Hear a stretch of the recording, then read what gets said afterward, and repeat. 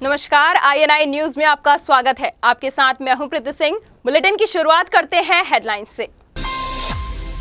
प्रियंका ने प्रधानमंत्री मोदी को आड़े हाथों लेते हुए कहा, यूपी को किसी को गोद लेने की जरूरत नहीं है। यूपी के विकास के लिए उत्तर प्रदेश के युवा ही काफी हैं। अमित शाह का बयान, उत्तर प्रदेश तक नहीं पहुंचती केंद्र सरकार की योजनाएं। Australian high commissioner Harinder Sandhu ने किया बिहार दौरा। ताजनगरी आगरा में नगला पैमा बना कुंवारों का गांव। ताजमहल की वजह से नहीं होती है यहां शादियां, गांव के लिए ताजमहल है श्राप। झारखंड के पावर प्लांट ने किया 85 मजदूरों को बेरोजगार। अब खबरें विस्तार से। आज यूपी के रायबरेली में एक सभा को संबोधित करते हुए प्रियंका गांधी ने केंद्र की बीजेपी सरकार और पीएम मोदी पर जमकर निशाना साधा। प्रियंका ने प्रधानमंत्री मोदी को आड़े हाथों लेते हुए कहा कि यूपी को किसी को गोद लेने की जरूरत नहीं है। यूपी के विकास के लिए उत्तर प्रदेश के युवा ही काफी हैं। यहाँ दो नौजवान राहुल गांधी जी और अखिलेश यादव जी साथ साथ मौजूद हैं, वो इसी मिट्टी में बड़े हुए हैं। आपको बता दें कि यूपी चुनाव में प्रियंका गांधी की ये पहली चुनावी रैली थी। बहुत निंदा कर रहा है उत्तर प्रदेश का। मैंने कहा नहीं, मैं भी सुनूं क्या कहा जा रहा है। इस प्रदेश में अराजकता है, भ्रष्टाचार है, महिलाओं पर अत्याचार है, शोषण है, दलितों पर अत्याचार है। तो मैंने देखा कौन बोल रहा है, और वही दृश्य सामने आया जो हम सबके सामने अक्सर आता है आजकल। एक बड़े मैदान में को संबोधित करते हुए हमारे प्रधानमंत्री नरेंद्र मोदी जी बोल रहे हैं, और इसको कहने के एकदम बाद उन्होंने कहा कि मुझे वाराणसी के लोगों ने गोद दिया, और वाराणसी के लिए मैं एक बेटा हूं, उत्तर प्रदेश का बेटा हूं, इसीलिए मैं उत्तर प्रदेश का विकास करूंगा। तो मेरे मन में ये बात आई, क्या उत्तर प्रदेश को बाहर से किसी को गोद लेने की जरूरत है?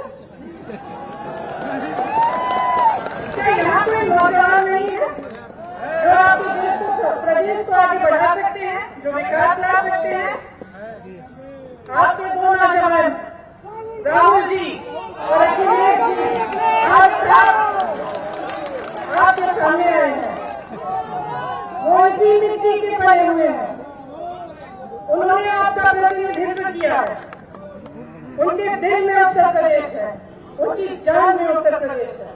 आज उत्तर प्रदेश में एक चुनावी रैली में बीजेपी अध्यक्ष अमित शाह ने अखिलेश सरकार को आड़े हाथों लेते हुए सरकार की नाकामियां जनता को गिनवाई और जनता को कई वादे किए कि बीजेपी की सरकार बनेगी तो बेरोजगारी से मुक्ति, किसानों की समस्या का निदान और महिलाओं की सुरक्षा को सुनिश्चित करेगी।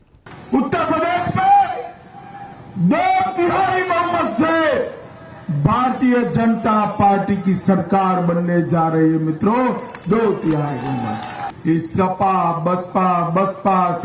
सपा बसपा जो खेल चला है, ये बुआ भतीजे की जो सरकारें आई है ना, उसने उत्तर प्रदेश को बर्बाद कर रख दिया है। आप मुझे बताइए, आपके गांवों में, घरों में 24 घंटा बिजली आती है क्या? आती है? किसानों का धान खरीदा जाता है? गन्ना किसान का भुगतान होता है? मित्रों, हर गांव रोड से जुड़ चुका है क्या? हर गांव में अस्पताल बना है, सस्ती दवाई की दुकान बनी है, महिलाओं की सुरक्षा है, कानून और व्यवस्था की परिस्थिति ठीक है। आप सब में ना नहीं कह रहे हैं, तो अखिलेश जी क्यों कह रहे हैं कि भाई काम बोलता है? आपका काम नहीं बोलता है, कारनामे बोलते हैं भैया, कारनामे बोलते हैं। हत्या करने के मामले में उत्तर प्रदेश को नंबर 1 बना दिया। बलात्कार के मामले में उत्तर प्रदेश को नंबर 1 बना दिया। हर रोज 23 माताओं बहनों के साथ बलात्कार होता है मित्रों। व्यापारियों की हत्या, निर्दोष किसानों की हत्या, युवाओं की हत्या। बेरोजगारी में अखिलेश ने उत्तर प्रदेश को नंबर 1 बना दिया है। अपहरण, लूट, डकैती, चोरी, इस सारे मामले में यूपी को नंबर 1 बना दिया है। और अब अखिलेश बाबू कहते हैं कि मैं सुधर गया हूं। राष्ट्रपति के दत्तक पुत्र बैगा आदिवासियों के लिए तमाम योजनाएं बनाकर करोड़ों रुपए खर्च करके उन्हें उनका लाभ दिलाने का दावा करती है, लेकिन बिलासपुर जिले से महज 60 किलोमीटर दूर कोटा विकास खंड अंतर्गत कुर्दर की ग्राम पंचायत उमरेली में बसे बैगा आदिवासियों और उनके नवनिहाल बच्चों को ना तो आंगनबाड़ी का लाभ मिल रहा है और ना ही महिलाओं का स्वास्थ्य परीक्षण किया जा रहा है। ऐसे में सवाल उठना लाजमी है कि आखिरकार संविधान में संरक्षित जाति बैगा आदिवासी के साथ सौतेला व्यवहार क्यों? और यहाँ का जो स्थिति है, ये गांव में 530 बैगा परिवार है, जिसमें 57 बच्चे हैं 0 से लेकर 6 साल तक। तो यहाँ एक स्थिति ऐसी है कि कई दिनों से ये मैंने कई बुजुर्ग से ये गांव बैठा है, परंतु अभी तक स्वास्थ्य का जो छोटे बच्चे का स्वास्थ्य का कोई भी सुविधा यहाँ अभी तक नहीं पहुँच पा रहा है, चाहे वो रेडी टू ईट हो, चाहे वो टीकाकरण हो, चाहे वो महिला स्वास्थ्य का ऊपर भी हो। यहाँ ग्राम उमरिया का स्थिति जो ऐसे है, पहले तो हम पूरा 57 बच्चों का सर्वे किया और सर्वे करने के बाद ग्राम सभा में आंगनवाड़ी के लिए प्रस्ताव करके फिर जनपद पंचायत में हम लोग आवेदन पहुंचाया 4 महिला को लेकर, मंगली बाई और शिव कुमारी, चंपा और चंद्रमती। इतने को लेकर करने के बावजूद भी आंगनवाड़ी पास नहीं हुआ। फिर हमने जिला पंचायत में जाकर आवेदन को लगाया कलेक्टर, फिर भी अभी तक नहीं बना है और बच्चों के लिए कुछ सुविधा नहीं हो रहा है। आंगनवाड़ी वो जो भी रेडी टू मिल रहा है, वो डालिया वगैरह जो भी मिल रहा है, स्वास्थ्य के बारे में जो भी आ रहा है चीज़ वो नहीं मिल रहा है। गर्भवती महिला को कुछ भी सुविधा नहीं मिल रहा है। ये आप ही के माध्यम से मुझे जानकारी मिल रही है। वैसे खुर्दर की आंगनबाड़ी कार्यकर्ता मेरे द्वारा केंद्र देखा गया है, खुर्दर की आंगनबाड़ी कार्यकर्ता बहुत अच्छी है और निश्चित तौर पे वो जहां तक हो सकता सप्लाई करने का पूरा प्रयास कर रही है। और जो महिलाएं केंद्रों में आ रही हैं वो पूर्णतः लाभान्वित हो रही है। जो महिलाएं केंद्रों तक नहीं पहुंच पा रही है, उनकी पहुंच के लिए हम प्रयासरत हैं निरंतर। बेपनाह मोहब्बत की निशानी ताज 400 सालों से पर्यटकों को दीवाना बना रहा है। यहाँ आने वाले पर्यटक इसे प्यार की सबसे बड़ी सौगात मानते हैं, पर यही ताजमहल करीब 2000 युवक युवतियों के लिए अकेलेपन का सबब बन गया है। ताजमहल के पूर्वी गेट के पास स्थित गांव अहमद बुखारी, नगला पैमा, गढ़ी, बंगस, नगला, तल्फी के युवक युवतियों को कुदरत से शिकायत है कि उन्हें ताजमहल के पास के गाँव में क्यों पैदा किया। यहाँ कुंवारों की फौज तैयार हो चुकी है। ताज इस गाँव के लिए अभिशाप बन गया है। सुप्रीम कोर्ट के आदेश के मुताबिक ताजमहल की सुरक्षा और प्रदूषण से हो रहे दुष्प्रभाव की वजह से 500 मीटर की दूरी के भीतर बिना अनुमति के कोई गाड़ी नहीं आ सकती है। इतना ही नहीं, इन गांव में आने जाने वालों की कड़ी तलाशी ली जाती है। ऐसे में यहाँ के ग्रामीणों के घर बाहर से आने वाले रिश्तेदारों को 1.5 से 2 किलोमीटर पैदल चलकर जाना पड़ता है। ऐसे में हालत यह है कि कोई भी इन 5 गाँव में अपनी बेटी या बेटे की शादी नहीं करना चाहता है। इन 5 गाँव में रास्ते की बंदिशों के चलते 10 सालों से शादियां ना के बराबर हो रही हैं और जो हुई भी वो गांव से बाहर। लेकिन हर किसी के लिए गांव से बाहर जाकर शादी करना मुमकिन नहीं है। ऐसे में इन 5 गाँव में हालत ये है कि तकरीबन 2000 से ज़्यादा कुंवारे हैं। ऐसा नहीं है कि इसका हल निकालने के लिए ग्रामीणों ने कोशिश या पहल ना की हो। गांव के लोग स्थानीय प्रशासन से लेकर मुख्यमंत्री तक शिकायत कर चुके हैं, लेकिन समस्या जस की तस बनी हुई है। रास्ते की समस्या की वजह से इन गांव में ना कोई स्कूल है और ना ही कोई स्वास्थ्य केंद्र है। कई बार तो सही समय पर इलाज न मिलने की वजह से कई हादसे भी हो चुके हैं। बावजूद इसके सरकार और प्रशासन की तरफ से कोई कदम नहीं उठाया गया है।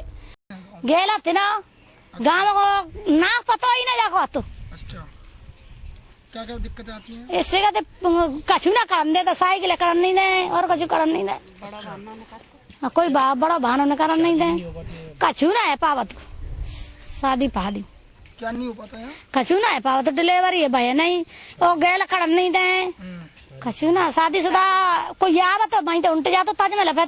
क्यों उल्ट जाता है? क्या दिक्कत है? गैले ही ना आते। अच्छा, पुलिस वाले मना करते हैं? पुलिस वाले तो नहीं करते। ये गांव नगला पैमा ताजगंज पूर्वी गेट की तरफ है और सर इस गांव के लिए आज तक के पीरियड में देखी जाए कोई रास्ता नहीं है। आने जाने पे चेकिंग रहती है, शादी संबंध वाले आते हैं वो लौट जाते हैं। और देखी जाए कि ताजमहल विश्व में छना हुआ है, विदेशों में ऐसी इमारत नहीं है। ऐसी ताजमहल की ऐसी एक अजूबा है कि हमारे लिए ये समझते हैं एक शराब बन चुका है हमारे लिए, क्योंकि हमारे बहन बेटियों की डिलीवरी मोबिलिटी डिलीवरी होती है तो ये समझो पुलिस वाले जो हैं रास्ते पर नहीं करने देते हैं। डिलीवरी बहुत सी खत्म भी हो चुकी हैं और आज तक के पीरियड में कोई सुनवाई नहीं है। INI के साथ आगरा से अमित शर्मा की report. Australian high commissioner Harinder Sandhu ने आज धनबाद ISM IIT का दौरा किया। IIT धनबाद और ऑस्ट्रेलिया के खनन संस्थानों के बीच समझौता हुआ, जिसमें दोनों देश मिलकर खनन और शोध करेगी, जिसको लेकर आज ऑस्ट्रेलिया की एक डेलीगेट आई है जो ISM का दौरा करेगी और समझौता को मूल रूप देगी। आपको बता दें कि वर्ष 2014 में दोनों देश के बीच उवन हुई थी और देश के प्रधानमंत्री नरेंद्र मोदी के प्रयास के बाद अब इसको अंतिम रूप दिया जा रहा है। कोल माइनिंग टेक्नोलॉजी और clean coal and energy technology, ये दो चीज़ के रिलेटेड हम लोग का जॉइंट रिसर्च होगा आज पर the joint statement of honourable prime minister of India and Australia. तो वही चीज़ का क्या रिसर्च होगी, क्या होगी, कैसे पूरा टोटल चीज़। हम लोग का स्टूडेंट यहाँ से जाएंगे वहाँ पे रिसर्च करने के लिए, उनका स्टूडेंट भी यहाँ पे आएंगे रिसर्च करने के लिए, और उसका बाद फिर जॉइंटली हम लोग का फैकल्टी के साथ, उनका फैकल्टी का भी रिसर्च है, उनका इंडस्ट्री के साथ हमारा इंडस्ट्री का भी कोलैबोरेशन होगा, तो उसमें CIL भी पार्टिसिपेट कर रहा है। झारखंड के बोकारो में चंद्रपुरा DVC पावर प्लांट में 15 साल से कार्यरत 85 मजदूरों को अचानक काम से हटा दिया गया। DVC चंद्रपुरा पावर प्लांट में 1, 2, 3 यूनिट में से 1 नंबर यूनिट को कुछ दिन पहले स्थायी रूप से बंद कर दिया गया था, जिससे मजदूरों की छटनी की जा रही थी। जबकि बंद किया प्लांट अच्छी बिजली का उत्पादन दे रहा था, लेकिन मैनेजमेंट की मिलीभगत से यूनिट को बंद कर दिया गया, जिससे आज 85 मजदूरों को काम से हटा दिया गया, जिससे सभी मजदूर भूखमरी के कगार पर आ गए हैं। मजदूर यहाँ पे काम करते हैं। अभी आज 15 साल से ये लोग सब हम लोग मिल के यहाँ पे इस यूनिट को चला रहे हैं। अचानक से क्या हुआ, कॉन्ट्रैक्टर और मैनेजमेंट का कहना है कि कोई कॉन्ट्रैक्ट नहीं ले रहा, और कॉन्ट्रैक्टर कहता है कि यूनिट 1 नंबर बंद होने की वजह से 25% बिलो कर दिया गया है, इस रेट में हम पेमेंट नहीं कर पाएंगे। इसी मामला में दोनों बना के और हम लोगों को रोड में कर दिया गया है। अब क्या मांग है आप लोग से? हम लोग का मांग यही है, हम लोग तो जो चल रहा है वैसा चलता रहे। समस्या यही है कि हम लोग 83 को कोल मिल का मजदूर है, सब कोई को एकदम भूख का कगार पे आ गए हैं, क्योंकि हम लोग को निकाल दिया गया, हाथ से बैठा दिया गया है, और मैनेजमेंट का करना, कभी कहता है कि तुम लोग 20 दिन ड्यूटी करो, कभी कहता है कि तुम लोग पुराना रेट लो और नया रेट में साइन करो, ठेकेदार लोग कहता है, यही सब करने का के हम लोग को आज बैठा दिया है। हम आपके माध्यम से सुने कि मजदूर को बैठा दिया है, मजदूर के साथ हम हैं, और बेरोजगारी जो बढ़ते जा रहा है, हम तो कहेंगे DVC को कि जो अच्छा प्लांट है इसको नहीं बंद करे, चालू रखे, हम यहाँ के गरीब गुरबा को रोजगार दें। साजिश के तहत मजदूरों को हटा दे रही है और सभी मजदूर भूख के कगार पर रोड पर आ गए, भूखे तरह कर रहे हैं। कल से ही किसी के घर में चूल्हा नहीं जल रहा है, कोई शोक मना रहा है। ये सरकार क्या करेगी क्या नहीं करेगी कुछ समझ में नहीं आ रहा है। झारखंड में बीजेपी सरकार के कार्यप्रणाली से असंतुष्टि का अंदाजा इसी बात से लगाया जा सकता है कि हर समय किसी न किसी विभाग के कर्मचारी आए दिन अपनी मांगों को लेकर धरना प्रदर्शन या हड़ताल करने के लिए बाध्य होते दिखाई देते हैं, और आम आदमी हमेशा की तरह बेबस और परेशान होते रहते हैं। वर्तमान में पिछले 11 तारीख से जहां एक तरफ प्रदेश भर के कर्मचारी और CI अपनी 11 सूत्री मांगों को लेकर अनिश्चितकालीन हड़ताल पर जा चुके हैं, वहीं कोडरमा में भी कर्मी अपने बैनर तले समाहरणालय में अपने कार्यालय को छोड़ धरने पर बैठे हैं। दूसरी ओर अनेक योजनाओं से संबंधित कार्य और आम लोगों की जमीन से संबंधित काम पूर्ण रूप से ठप हो चुका है और एक बार फिर आम लोगों के बीच परेशानी का आलम है। हड़ताल में 11 सूत्री मांगों को रखा गया है। सरकार के समक्ष मांग है राजस्व सेवा संवर्ग का गठन अविलंब करना, बिहार की तर्ज पर अंचल निरीक्षक के पद को उत्क्रमित करते हुए अंचल अधिकारी के पद पर पदस्थापित करना, राजस्व कर्मचारी का बेसिक पे 5200 से 20,200 पे ग्रेड में 2800 करना, सभी राजस्व कर्मचारियों को पूर्ण के साथ कंप्यूटर एवं नेट की सुविधा प्रदान करना। ये मुख्य मांगे आप? ये हमारी मुख्य मांगे है। वहीं राज्य स्तर पर निकली हाई स्कूल प्रतियोगिता परीक्षा में तत्काल जाति और आवासीय प्रमाण पत्र छात्रों को जमा करनी है, जो नहीं बन पाने से बेरोजगार प्रतियोगी छात्र छात्राओं में बेचैनी देखी जा रही है। उनका कहना है कि आवेदन करने की अंतिम तिथि 15 मार्च है। उससे पहले प्रमाण पत्र नहीं बनता है तो वे फॉर्म भरने से वंचित हो जाएंगे और उनकी वर्षों की मेहनत और उनके भविष्य से खिलवाड़ हो जाएगा। जाति आवासीय और आय प्रमाण पत्र बनाने की तैयारी है। ऐसी क्या जरूरत है आपको जाति और आय की तत्काल? बस वही हाई स्कूल का जो एग्जाम होने वाला है, इसी कारण। हाई स्कूल की तैयारी कब से आप कर रहे हैं? बस 1-1.5 साल से। नहीं सर, पहला तो एग्जाम पास कर गए हैं, इसमें भी कॉन्फिडेंस है कि पास कर जाएंगे। तो क्या समस्या आ रही है आपको? बस यही समस्या है कि कोई सिग्नेचर वेरीफाई कराने को तैयार नहीं। बहरहाल हड़ताल कर्मियों का कहना है कि इस बार वो अपनी मांगों को सरकार से मनवा कर ही हड़ताल तोड़ेंगे। वहीं सरकार की तरफ से दूर तक कोई नरमी दिखाई नहीं दे रहा। फिलहाल हर एक लोगों के मन में सिर्फ एक सवाल चल रही है कि आखिर अच्छे दिन किसके लिए आए हैं। INI के साथ कोडरमा से संजय शर्मा की रिपोर्ट। गया के पशुपालन मंत्री के बड़े भाई ने शहर के चौक टावर के निकट लगभग 50 वर्ष पुराने प्रतिष्ठित मिठाई दुकान में बीती रात करीब 2 बजे हरवे हथियार के साथ आए और एक डंपर पर लदे पहाड़ के बड़े बड़े बोल्डर मिठाई दुकान के आगे गिरा दिया और व्यवसायी को दुकान खाली करने की धमकी देते हुए अंजाम भुगतने की बात कही। पशुपालन मंत्री के रिश्तेदार की गुंडागर्दी से परेशान व्यवसायी ने जान माल की सुरक्षा के लिए कोतवाली थाने में प्राथमिकी दर्ज कराई है। मिठाई की दुकान चलाता हूँ, किराए की मकान में चला रहा था। जमीन मालिक से मेरा एग्रीमेंट था, वो मुझको ना देके एक गुंडा को कुछ ज्यादा पैसे में दे दिए हैं। हरिंदर सिंह है, गेरे के ब्रोकर कहलाते हैं अपने आप को। कौन है वो? वो मंत्री जी के कोई परिवार है। पशुपालन मंत्री अभी सत्ता में है, अवधेश कुमार सिंह। उसका क्या कहना है, क्यों उसने ऐसा किया? कि खाली करो। अच्छा, अब बताइए, 4 फरवरी को उन्होंने रजिस्ट्री ली है और 15 फरवरी को हम खाली कर दें। इतना बड़ा व्यवसाय लेकर हम कहाँ जाएं? उन्होंने क्या किया? पत्थर गिराया? पत्थर गिरा दिया है बोल्डर से और JCB से टिलवा के सब मेरी दुकान को जाम कर दिया। आपने थाने में या? मैंने थाने में FIR दी है। SP से भी मैं मिला हूँ। कल नगर आयुक्त भी आके स्पॉट देख गए हैं, पर अभी तक प्रशासन की तरफ से कोई कार्रवाई नहीं की जा रही। गया के शहीद रोड में 50 वर्षों से मिष्ठान भंडार कृष्णा मिष्ठान भंडार है और जिस तरह से वर्तमान सरकार के मंत्री पशुपालन मंत्री अवधेश कुमार सिंह जो है, एक तरफ सुशासन की बात नीतीश कुमार करते हैं और दूसरे तरफ मंत्री के परिवारों के द्वारा व्यवसायियों की दुकान पर बोल्डर गिराने का काम किया जा रहा है, उनको हथियार दिखाया जा रहा है। तो क्या मानते हैं कि जिस तरह का सुशासन बिहार में चल रहा है, क्या व्यवसायियों को बिहार से बाहर करने का काम सरकार कर रही है और उनके मंत्री उनके परिजन कर रहे हैं? ये बड़ा ही आक्रोश का विषय है। इस मामला को लेकर आज हम लोग यहाँ पर बैठे उनके परिवार के साथ, और जो दुकान के मालिक हैं, 100 बार कम से कम कोई जिला का वरीय प्रशासनिक पदाधिकारी नहीं जिसके पास उन्होंने न्याय की गुहार नहीं लगाई, लेकिन कोई सुनने वाला नहीं है। और इसके खिलाफ में हम लोग यहाँ पर इस परिवार के साथ धरना पर बैठे हुए हैं। बिहार में नालंदा जिले के सिवाल थाना क्षेत्र के सिवालडीह इलाके में बच्चों के विवाद को लेकर 2 गुंडों टेक है। बिहार में नालंदा जिले के सिवाल थाना क्षेत्र के सिवालडीह इलाके में बच्चों के विवाद को लेकर 2 गुटों में जमकर मारपीट हुई। हालांकि अभी इस मामले को लेकर थाने में लिखित शिकायत नहीं की गई है, लेकिन फिर भी पुलिस ने गांव में स्थिति को देखते हुए दोनों तरफ से घायलों को बिहार शरीफ सदर अस्पताल भेज दिया है। फिलहाल घटना के बाद इलाके में स्थिति को देखते हुए पुलिस गश्ती बढ़ा दी गई है। खुद में हो गया कुछ को बात में, तब फिर क्या हुआ? उसके बाद कुछ नहीं हुआ, लड़ाई हुआ। मतलब कितने लोग जख्मी है इसमें? उतना टाइम नहीं लगा, खाली देख के लड़ाई हुआ था, आपको बता दें। तो मतलब लड़ाई हुआ दोनों तरफ से? हाँ, दोनों तरफ से घायल हुए हैं। हाँ। कितना लोग?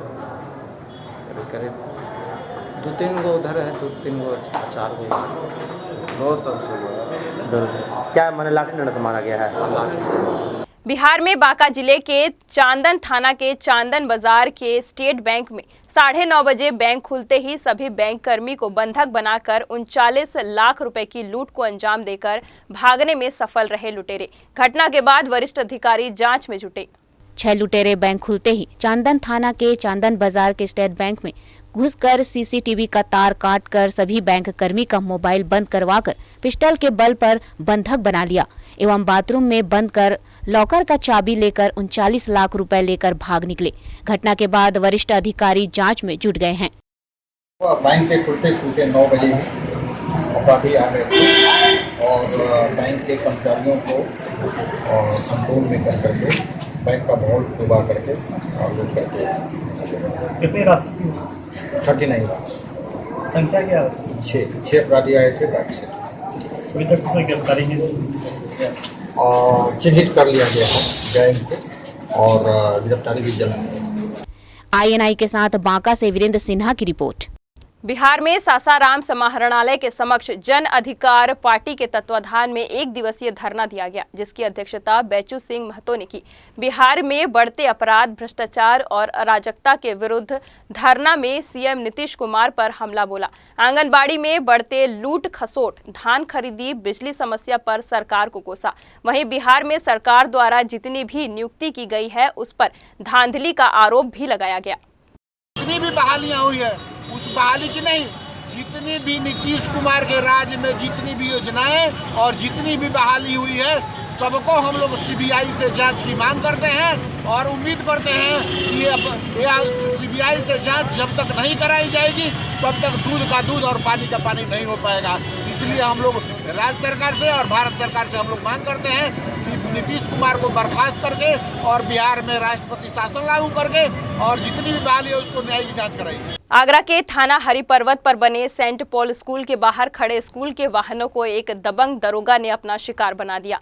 पीड़ित ड्राइवरों द्वारा बताया गया कि दबंग दरोगा स्कूल के अंदर पार्किंग बनाने की सिफारिश लेकर आया था, लेकिन स्कूल प्रशासन ने दबंग दरोगा की सिफारिश नहीं मानी, जिस पर दरोगा आग बबूला हो गया और अपना गुस्सा वाहनों पर उतारना शुरू कर दिया और आधा दर्जन से अधिक वाहनों के टायरों को पंचर कर दिया।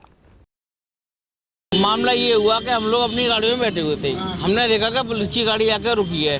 15 मिनट तक स्कूल के गेट पे वो गाड़ी खड़ी रही। उसके बाद में वो स्कूल के अंदर से निकल के आए, उन्होंने आते ही अपनी गाड़ी में से एक बैग निकाला।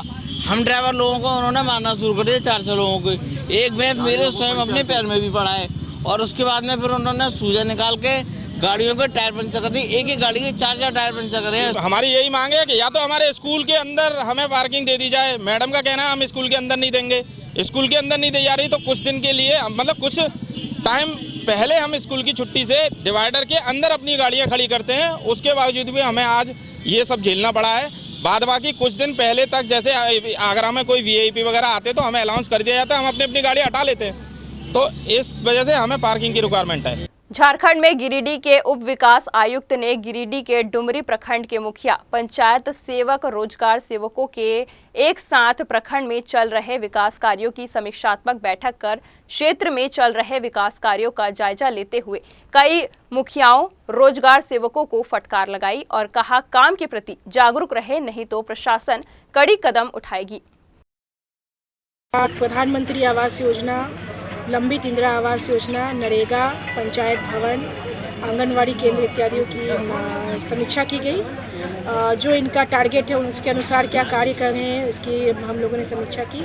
इसके अलावा इनकी कुछ शिकायतें थी, उसको भी हम लोगों ने जाना है, उस पर कार्रवाई के लिए हम लोग ये कर रहे हैं, कोशिश कर रहे हैं। इंदिरा आवास के जो लाभुक हैं उसके साथ थोड़ा बैठक करके मुखिया जो लंबित उनका इंस्टॉलमेंट नहीं गया है, इंस्टॉलमेंट ले लेंगे और काम कंप्लीट करवाएंगे। इसके अलावा मुखिया अपने स्तर से जांच करके देख लेंगे कि उनके वहाँ कितने आंगनवाड़ी हैं, कितनों में भवन है, भवन नहीं बन चुका है। वहाँ भवन बनवाने के लिए नरेगा के साथ कन्वर्जेंस में हम लोग उसको टेकअप करेंगे और 100% हम लोग डुमरी प्रखंड में सारे आंगनवाड़ी में भवन देंगे। बिहार में महागठबंधन में विधान परिषद सीटों को लेकर मचे बवाल पर बीजेपी सांसद ने अपने ही अंदाज में चुटकी ली। वहीं यह बताया कि अगर महागठबंधन टूटता है तो यह बीजेपी के लिए फायदे की बात है और हम भी तो यही चाहते हैं कि महागठबंधन टूट जाए। टूट जाएगा तो हम लोग के लिए तो फायदे न है, तो हम लोग तो चाहेंगे गठबंधन टूटे। मध्य प्रदेश के तहसील लटेरी के ग्राम ओखली खेड़ा का हायर सेकेंडरी स्कूल में स्वच्छ भारत अभियान का विशेष ध्यान दिया जा रहा है। इस स्कूल में पढ़ाई लिखाई के साथ साथ साफ सफाई और खेलकूद के लिए भी बच्चों पर विशेष ध्यान दिया जाता है।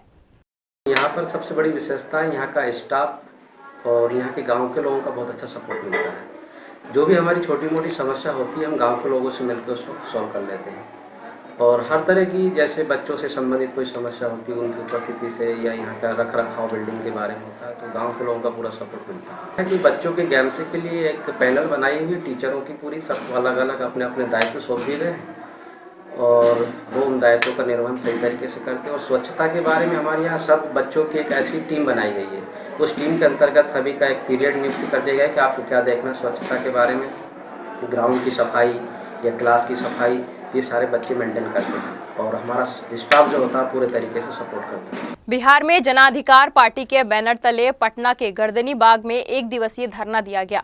धरने के माध्यम से बीएसएससी घोटाले के आरोपी को सजा के साथ नेताओं की बेनामी संपत्ति की घोषणा की और 1990 से अभी तक शिक्षा घोटाले की जांच की मांग सीबीआई और न्यायाधीश से करने की मांग की। 90 के बाद अभी तक मंत्री सरकार मुख्यमंत्री के नेतृत्व में, विपक्ष के नेतृत्व में हम जांच की मांग करते हैं कि किन किन नेताओं की पत्नी, बेटी, बेटा, रिश्तेदारों का इन आंदोलन में इन बीपीएससी यूपीएससी में प्रोफेसर की बहाली में आज बहाली हुई। बिहार के बीजेपी के शीर्ष नेता की पत्नी किसी स्कूल में थी, एक बाइक वो कॉलेज में चली गई। कैसे चली गई? क्यों बिहार का विपक्ष मौन है? क्या कारण है?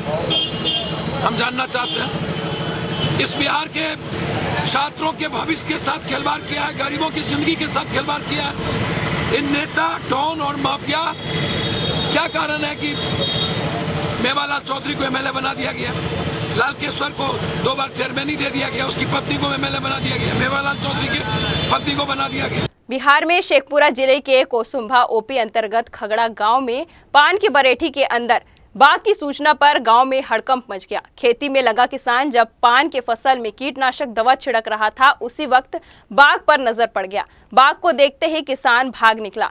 ऐसी संभावना व्यक्त की जा रही है कि कौवा कोल जंगल से भटककर बाघ सीमा क्षेत्र शेखपुरा जिले के खगड़ा गांव में प्रवेश कर गया है।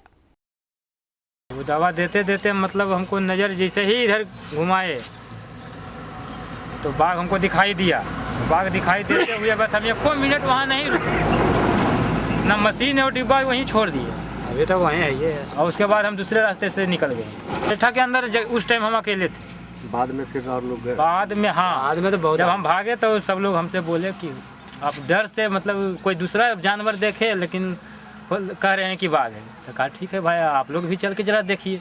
साहस बांध के यहाँ से कम 15 से 20 आदमी जाके टटिया को मतलब इस तरह से जिस सामने बाघ था उसी सामने टटिया को फाड़ दिया। फाड़ने के बाद आदमी देखे। सूचना मिला है कि खखरा गांव एक है, उसे पूरा ही प्रखंड में पड़ता है, वहाँ एक पान की खेती होता है, उसी अथी में एक बने बाघ है, ऐसा सूचना मिला। तो हम लोग को सूचना मिलते ही हम तुरंत अपने स्टाफ के साथ यहाँ प्रस्थान किए और तो फिर गांव में आए। हमारे उसी सराती में कल ही आए। आने के बाद मैंने सारा अथी लिए, लेकिन रात का समय था, यहाँ तो पहुँच नहीं पाए। तो फिर अब सब लोग लौट गए। उसके बाद सुबह हम लोग पूर्ण तैयारी के साथ आए हैं। जाँच चल रही है, उसका पदचिन्ह अभी हम लोग लेंगे, पदचिन्ह से मिलान करेंगे कि बाघ का पदचिन्ह है कि हाइना का है या और किसी वाइल्ड एनिमल का है, वो हम लोग अभी कर रहे हैं। मध्य प्रदेश के हरदा जिले के ग्राम भमौरी के रामनिवास पटेल की स्कॉर्पियो गाड़ी से उसका ड्राइवर और एक अन्य युवक हरदा किसी कार्य से आए हुए थे। इसी दौरान नया बाजार क्षेत्र में गाड़ी से धुआं निकलता देख वाहन रुका और बाहर निकले ही थे कि एकाएक आग भड़क गई। कार में तेजी से उठते धुएं के गुब्बार को देख बाजार में खरीदारी कर रहे लोगों में अफरा तफरी मच गई, जिसे देखते हुए आसपास के दुकानदारों ने बाल्टियों से पानी डालकर आग पर काबू पाया। इसी दौरान गाड़ी के ड्राइवर के हाथ मामूली रूप से झुलस गए। INI न्यूज में फिलहाल इतना ही। देश और दुनिया की तमाम खबरों को जानने के लिए आप बने रहिए हमारे साथ। नमस्कार।